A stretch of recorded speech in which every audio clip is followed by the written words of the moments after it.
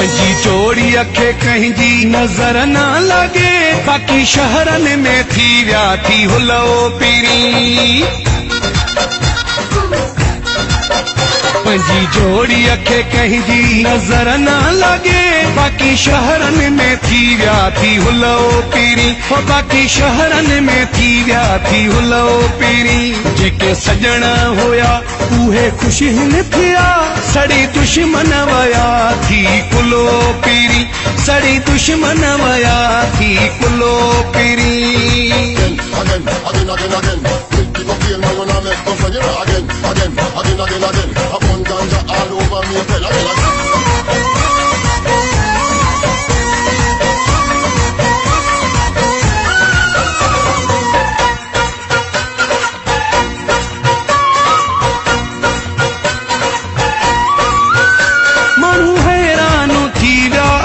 गॾु ॾिसी वयूं निंडूं फिटी हा अठनि गॾु ॾिसी। माण्हू हैरान थी विया आहिनि गॾु ॾिसी वयूं निंडूं फिटी हा अठनि गॾु ॾिसी। त मिलणा न हा कीअं मिली विया, इहो सोचे थी विया थी पागल ओ पीरी। बाक़ी शहरनि में थी विया थी हुलो पीरी।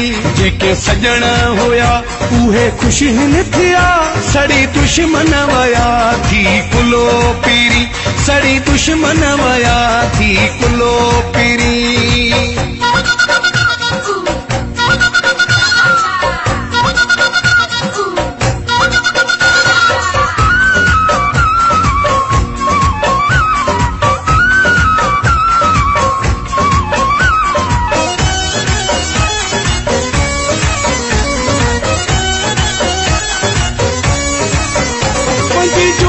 सलामत रखे रब पीरी, मौला पूरियूं में तू करे सब पीरी।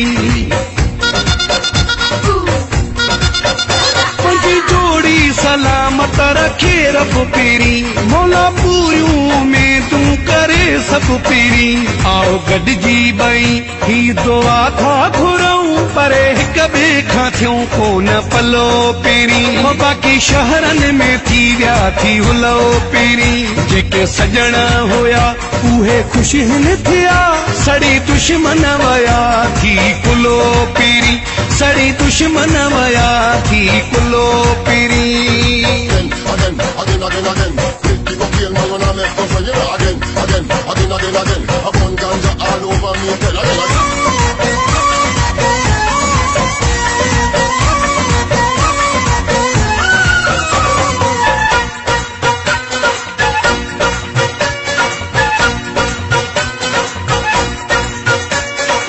अमजद जांजा दिल साफ़ आहे, तॾहिं मौला विछोड़ो क्यों माफ़ आहे।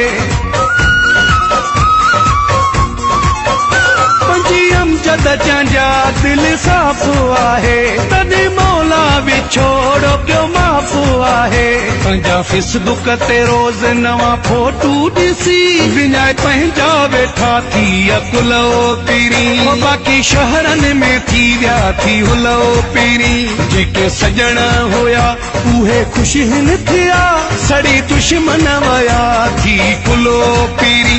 सड़ी दुश्मन वया थी कुलो पीरी। पंजी जोड़ी अखे कंहिंजी नज़र न लगे, बाक़ी शहरनि में थी विया थी हुलो पीरी। बाक़ी शहरनि में थी विया थी हुलो पीरी। जेके सजण